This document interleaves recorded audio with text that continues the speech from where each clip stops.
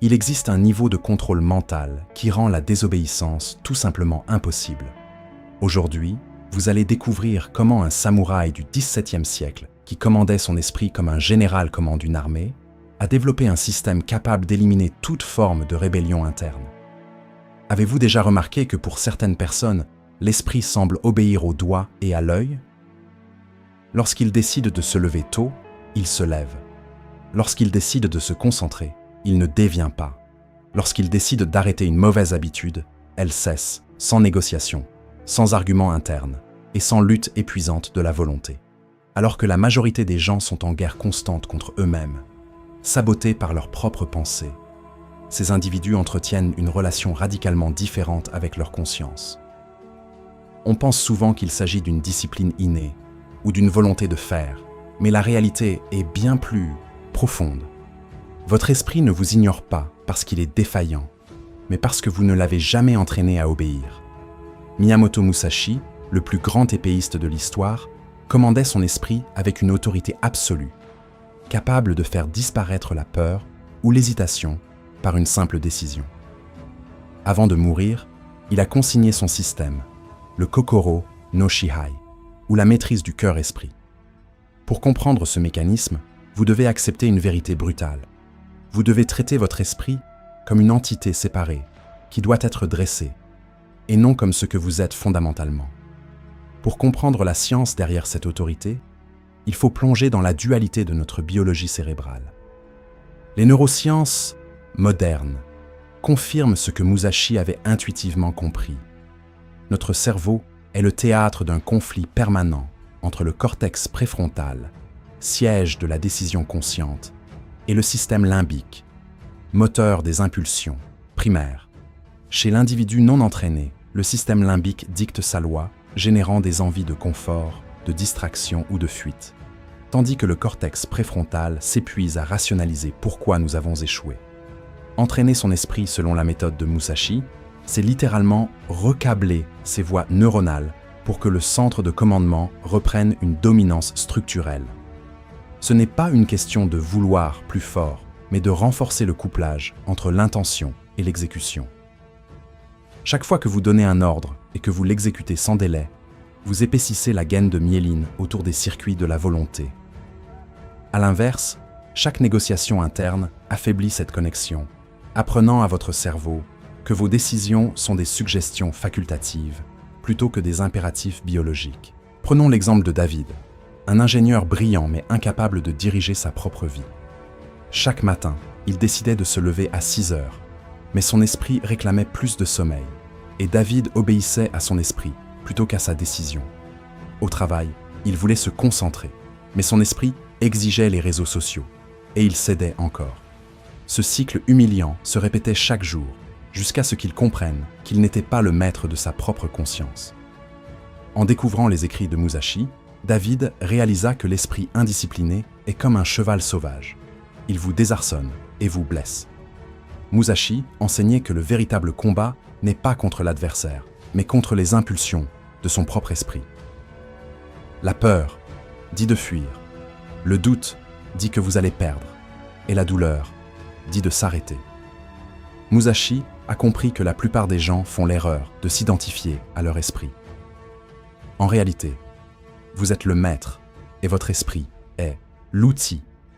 Un artisan qui ne contrôle pas ses outils ne produit rien, et un guerrier qui ne contrôle pas son esprit meurt.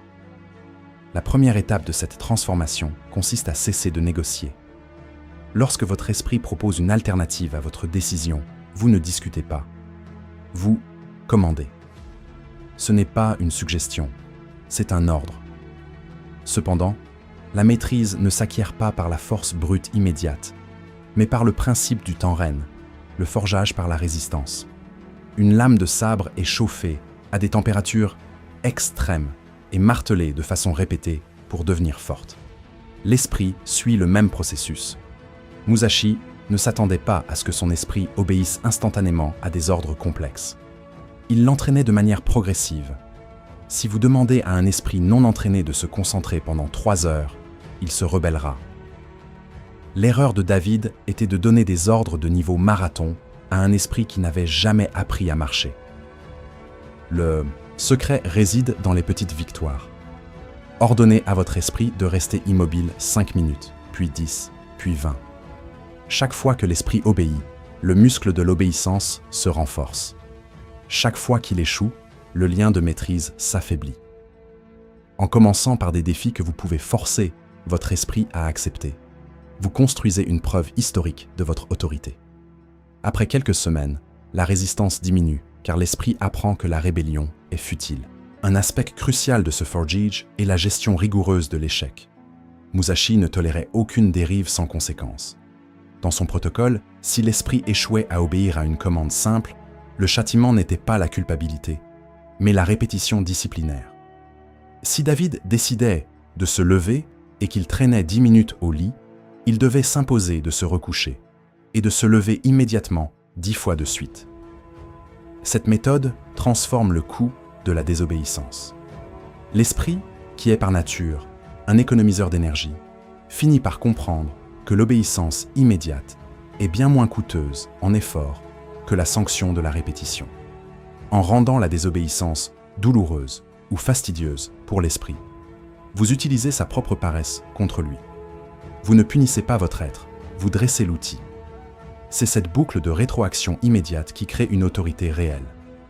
L'esprit apprend qu'il n'y a aucune issue où la paresse gagne à la fin. Pour solidifier cette obéissance, il faut appliquer le principe de Shadan, ou la coupure des échappatoires. Musashi préparait le champ de bataille avant même que le duel ne commence. Il savait que si l'esprit voit une issue de secours, il la prendra. Pour s'assurer de l'obéissance, il éliminait physiquement et mentalement toute possibilité de retraite. Dans notre vie moderne, cela signifie concevoir notre environnement pour que la désobéissance devienne plus coûteuse que l'action. Si vous décidez de ne plus manger de sucre, mais que vos placards en sont remplis, votre esprit voit le chemin vers la tentation. En jetant tout, vous forcez votre esprit à calculer l'effort nécessaire pour sortir et acheter du sucre, ce qui rend l'obéissance au plan initial plus simple. Le guerrier prépare le terrain pour que la victoire soit inévitable. L'architecture de votre environnement est plus puissante que votre volonté. En rendant la désobéissance difficile et l'obéissance facile, vous ne comptez plus sur la force mentale pure, mais sur un design stratégique qui ne laisse aucune place à la négociation. L'étape suivante est le Sokushin, l'obéissance immédiate. Musashi enseignait qu'entre le commandement et l'exécution, il ne doit y avoir aucun espace. Si un guerrier décide de frapper, mais hésite une seconde, il meurt. Le délai est la fissure par laquelle la désobéissance s'infiltre. David a remarqué que même s'il finissait par obéir, il passait souvent 10 minutes à négocier avec lui-même. Pour corriger cela, il a adopté la règle des 3 secondes. Dès que l'ordre est donné, l'action doit commencer. Si le réveil sonne, les pieds doivent toucher le sol avant que l'esprit conscient n'ait le temps de formuler une plainte. Si vous tardez, vous créez une opportunité de renversement de décision. En pratiquant cette réponse instantanée, vous fermez la porte à l'hésitation. L'obéissance devient automatique, un réflexe neurologique plutôt qu'un choix conscient. Le maître épéiste frappe au moment même où il décide de frapper. Le moment de la décision est le moment de l'action. C'est dans cet effacement du délai que réside la véritable puissance, car là où il n'y a pas d'écart, l'échec ne peut pas entrer. Cette immédiateté de l'action repose sur une clarté de vision que Musashi appelait la perception pure. Pour que l'obéissance soit instantanée, l'esprit ne doit pas être encombré par le pourquoi au moment de l'acte. Le pourquoi appartient à la phase de planification, pas à la phase d'exécution. Lorsque vous êtes sur le champ de bataille de votre quotidien, l'analyse devient votre ennemi. Si vous commencez à réfléchir aux bénéfices de l'exercice au moment où vous devez lasser vos chaussures, vous avez déjà ouvert la porte à la contre-argumentation de votre esprit. Le système de Musashi exige que la décision soit scellée à l'avance, transformant l'action en une simple formalité physique. C'est cette capacité à séparer le temps de la réflexion du temps de l'action qui permet d'atteindre une efficacité chirurgicale. L'esprit ne devient pas un robot, il devient un laser, une énergie concentrée qui ne se disperse plus dans les doutes inutiles. Enfin, le système culmine dans le principe d'Ishin, l'esprit unifié. La désobéissance provient souvent d'une division interne. Une partie de vous veut la croissance, tandis qu'une autre veut le confort. Sans une hiérarchie claire, ces deux forces s'affrontent, et c'est la pulsion la plus forte du moment qui l'emporte. Musashi a passé des années en méditation pour établir une hiérarchie absolue de ses valeurs, où la maîtrise et la vérité étaient toujours supérieures au confort ou à la peur. Pour transformer votre vie, vous devez définir vos propres lois non négociables. Lorsque vous avez établi que la croissance à long terme est structurellement plus importante que le plaisir immédiat, le débat interne cesse. Il n'y a plus de conflit, seulement une application de la loi. Ce n'est pas une suppression de vos désirs, mais une organisation de votre conscience où chaque impulsion connaît sa place. Un esprit unifié est naturellement obéissant car il n'existe plus de faction rebelle pour soutenir la désobéissance. Cette unification demande un travail d'introspection honnête sur ce que Musashi nommait la voie. Il ne s'agit pas seulement de suivre des règles, mais d'incarner une identité où la désobéissance serait une trahison de soi-même. Si votre hiérarchie de valeurs place la présence au-dessus de la distraction, alors regarder votre téléphone pendant un travail profond n'est plus une petite erreur. C'est une violation de votre code fondamental. En élevant vos standards de simple préférence à des lois identitaires, vous changez la nature même de votre volonté. L'obéissance ne vient plus d'une pression extérieure, mais d'une cohérence interne. Vous obéissez à vos ordres parce que vous respectez le commandant qui les donne. C'est ici que la discipline se transforme en liberté. Vous n'êtes plus l'esclave de vos impulsions changeantes, mais le souverain d'une existence dirigée par un but unique et inébranlable. Après 6 mois de cet entraînement rigoureux, la transformation est totale. Ce que les autres perçoivent comme une discipline surhumaine n'est en réalité que le résultat d'un esprit bien dressé.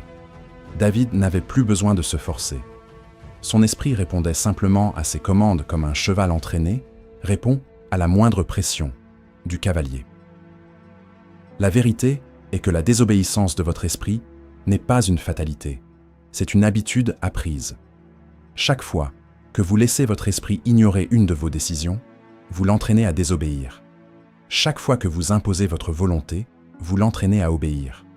Il n'y a pas de terrain neutre. Chaque moment de votre journée est une séance d'entraînement.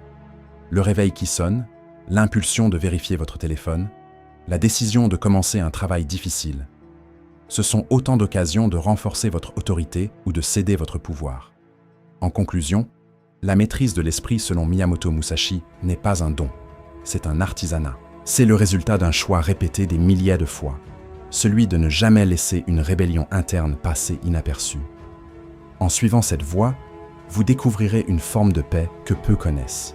Ce n'est pas la paix de l'absence de désir, mais la paix de l'absence de conflit. Lorsque votre esprit, votre corps et votre volonté ne font plus qu'un, vous cessez de gaspiller votre énergie à vous battre contre vous-même. Toute cette force autrefois perdue dans la procrastination et le doute est désormais disponible pour conquérir vos objectifs les plus ambitieux. Le but ultime est une vie vécue sans regret, où chaque intention se traduit par une action et où l'outil qu'est votre esprit devient enfin le serviteur fidèle de vos plus hautes aspirations. La maîtrise commence maintenant par une commande simple appliquée immédiatement et sans condition.